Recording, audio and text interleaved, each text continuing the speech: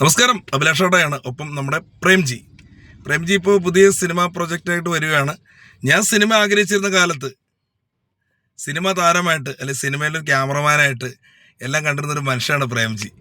കാരണം പറയട്ടെ, നമ്മുടെ വൈലോപ്പിള്ളിയുടെ ഒരു ആൽബം ഫസ്റ്റ് ചെയ്തത് ഇദ്ദേഹമല്ലേ? മാമ്പഴത്തിൻ്റെ അല്ലേ? അത് പലരും ഇപ്പൊ ചെയ്തിട്ടുണ്ടോന്ന് എനിക്കറിയില്ല. പക്ഷെ അന്ന് ചെയ്യാൻ മനസ്സ് കാണിക്കുകയും അല്ലേ? അതിന്റെ റൈറ്റ് എനിക്ക് മാത്രമേ കിട്ടിയിട്ടുള്ളൂ.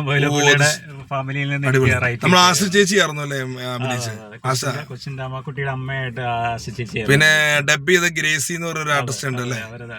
പിന്നെ നമ്മുടെ സപ്പോർട്ടായിട്ട് സുമേഷ് ഗുഡ്ലക്ക് ഉണ്ടായിരുന്നു. നമ്മുടെ സുമേഷ് ഗുഡ്ലക്ക് എന്ന് പറയുന്ന കോമഡി ഉത്സവത്തിലെ സുമേഷ് ഗുഡ്ലക്ക്. അപ്പൊ അങ്ങനെ അത്യാവശ്യം നല്ലൊരു വർക്കായിരുന്നു. പിന്നെ ഞാൻ ഞെട്ടിപ്പോണ ഒരു വെള്ളി നക്ഷത്രത്തിൽ വാർത്തയൊക്കെ വന്നായിരുന്നു ഇദ്ദേഹത്തെ കുറിച്ച്. കാലിയൻ പടത്തിന്റെ ഒരു ഇതിലൊക്കെ അല്ലേ, ഒരു എന്താ പറയാ സമയത്ത് എന്തൊക്കെയോ റിസ്ക് ഉണ്ടായിരുന്നു. എന്തായിരുന്നു കാലിയന്റെ ക്യാമറ സിനിമാറ്റോഗ്രാഫി ഞാനാണ് ചെയ്തത്. അതിന്റെ ഷൂട്ട് ഇടുക്കിയിലായിരുന്നു. ഇടുക്കിയില് നമ്മുടെ കഞ്ഞിക്കുഴി, കരിമ്പൻ എന്ന് പറഞ്ഞ സ്ഥലങ്ങളിലൊക്കെ. ഈ കരിമ്പനിൽ വലിയൊരു കുത്തൊക്കെ ഉണ്ട്. അപ്പൊ അവിടെ ഇറങ്ങിയാണ് നമ്മൾ ഇതിന്റെ അകത്ത് ഷൂട്ട് ചെയ്തത്. ഭയങ്കര ഡേഞ്ചർ ആയിട്ടുള്ള ഒരു വലിയ വെള്ളച്ചാട്ടമൊക്കെയാണ്. അപ്പൊ അവിടെ ഒരുപാട് സിനിമകൾ ഇതിനു മുമ്പ് ഷൂട്ട് ചെയ്യാൻ വന്നെങ്കിലും അവർ പരാജയപ്പെട്ടു, ഇവിടെ ഇറങ്ങാൻ പറ്റാത്തതുകൊണ്ട്. പക്ഷെ നമ്മളവിടെ ഇറങ്ങി ഷൂട്ട് ചെയ്തു. അത് അവിടുത്തെ നാട്ടുകാർ നമ്മളെ ഒരുപാട് സപ്പോർട്ട് ചെയ്തു. അവരുടെ സപ്പോർട്ടിൽ, അവരുടെ ഒരു പിൻബലത്തിലാണ് നമ്മളവിടെ ഷൂട്ട് ചെയ്ത് വിജയിപ്പിച്ചത്. അപ്പൊ ഞാൻ കയറട്ടെ, ഈ ടിനിച്ചേട്ടൻ ഇപ്പോഴാണ് നല്ല വേഷങ്ങൾ ചെയ്യുന്നത് ഒരുപാട്. അന്ന് ടിനിച്ചേട്ടൻ ഒരു മിമിക്രി താരമായിരുന്നല്ലോ. ടിനിച്ചേട്ടനെയാണ് പ്രധാന കഥാപാത്രം ചെയ്തതല്ലേ? ടിനിച്ചേട്ടനും നമ്മുടെ മേഘനാഥൻ ചേർന്നുണ്ട്. ഓ ശരി. ഗ്രേസ് ആന്റണിയുണ്ട്. മറ്റേ മേഘനാഥ് സാറിനെ ഓർക്കണം ഒരു നിമിഷം അല്ലേ? പ്രണാമം അർപ്പിക്കുന്നു. ഗ്രേസ് ചേച്ചിയില്ലേ ഇപ്പോഴത്തെ സ്റ്റാറല്ലേ? ഗ്രേസ് ഇപ്പോഴത്തെ സ്റ്റാർ അല്ലേ? ഓ ശരി. അപ്പം അതുപോലെ തന്നെ നമുക്ക് നമ്മുടെ ആഷ്ലി, എൻ്റെ ഒരു കൂട്ടുകാരിയാണ് ആഷ്ലി. നല്ലൊരു സിംഗറാട്ടോ. കാരണം ഞങ്ങൾ മണിത്താമരയുടെ ഒരു പ്രോഗ്രാം, മണിത്താമര എന്ന് പറഞ്ഞ മണിച്ചേട്ടൻ്റെ പാട്ടക്കന്മാർ ഒരു പ്രോഗ്രാമിന് ഞങ്ങൾ ഒരുമിച്ച് പോയിരുന്നു. മാത്രമല്ല നല്ലൊരു ആർട്ടിസ്റ്റ് ആയിരുന്നു ആഷ്ലി.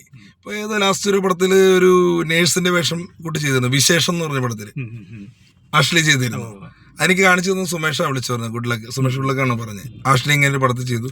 ആഷ്ലി കാരണം എനിക്ക് റിയാസ് മുഹമ്മദ് ഇല്ലേ, റിയാസ് മുഹമ്മദ് അമീറ മൂവി ചെയ്തു. ഇപ്പൊ ചോലവിസ്കിയില് ഞാൻ വേഷം ചെയ്തു, പരിചയപ്പെട്ട അങ്ങനെയാണ്. അപ്പൊ ഞാൻ കയറി ഈ അട്ട കടിച്ചതെന്ന് ഞാൻ ചോദിക്കാൻ കാരണം എന്താണെന്നറിയോ?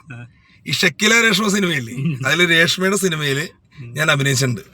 ഞാൻ തുറന്നു പറയാം. കാരണം എന്താ വെച്ചാൽ ഉണ്ണികൃഷ്ണനായിരുന്നു നായകൻ, കലൂരുള്ള ചേട്ടൻ. അതുകൊണ്ട് പടത്തിലായിരുന്നു അഭിനയിച്ചിരുന്നത്. അപ്പൊ ഞാൻ ചോദിച്ചു, ഉണ്ണിച്ചേട്ടാ ഇതുകൊണ്ട് പടത്തിൽ അഭിനയിച്ച മോശമല്ലേ? പുള്ളി പറഞ്ഞു, ചേട്ടാ അഭിനയമാണ്, അത് മാത്രമല്ല നമുക്ക് നല്ല പേയ്മെന്റ് കിട്ടുന്നുണ്ട്, ഇതുകൊണ്ട് എനിക്ക് ഒരുപാട് കാര്യങ്ങൾ എൻ്റെ ഫാമിലിയിൽ നടത്താൻ സാധിച്ചു എന്നൊക്കെ പുള്ളി പറഞ്ഞപ്പോൾ നമുക്കൊന്നും പറയാൻ പറ്റില്ല. പിന്നെ സാലു കുരനാട് ചേട്ടൻ ഉണ്ടായിരുന്നു, പ്രതാപ് ചന്ദ്രൻ സാർ ഉണ്ടായിരുന്ന പടത്തില് അസുരയുഗം എന്ന് പറഞ്ഞ പടം. അപ്പൊ ഷക്കീല രേഷ്മ തരംഗമായിരുന്നല്ലോ അന്ന്. അപ്പൊ ഞാനും അതിനകത്തൊരു വേഷം ചെയ്തു. എന്നെ പടം സിനിമ തിയേറ്ററിൽ വന്നപ്പോൾ എന്റെ സൗണ്ടൊക്കെ ഒരു കിളവനാണ് കൊടുത്തേക്കുന്നത്. അപ്പൊ ഇത് പറയാൻ കാരണം മൂവാറ്റ് വെച്ചൊരു ഒരാൾ പറഞ്ഞു, എടാ അഭിലാഷം നിന്റെ പടം കളിക്കുന്നുണ്ടെന്ന് പറഞ്ഞു. അപ്പൊ ഞാൻ പറഞ്ഞു കാശില ജീവിക്കാണെന്ന് പറഞ്ഞു. കാശില ജീവിക്കാന്ന് പറഞ്ഞ പ്രൊഡക്ഷൻ ബോയ് ആയിട്ട് വന്ന പടമാണ്. നമ്മുടെ സാഗർ വാരപ്പെട്ടിയാണ് എന്നെ ഫീൽഡിൽ കൊണ്ടുവന്നത്.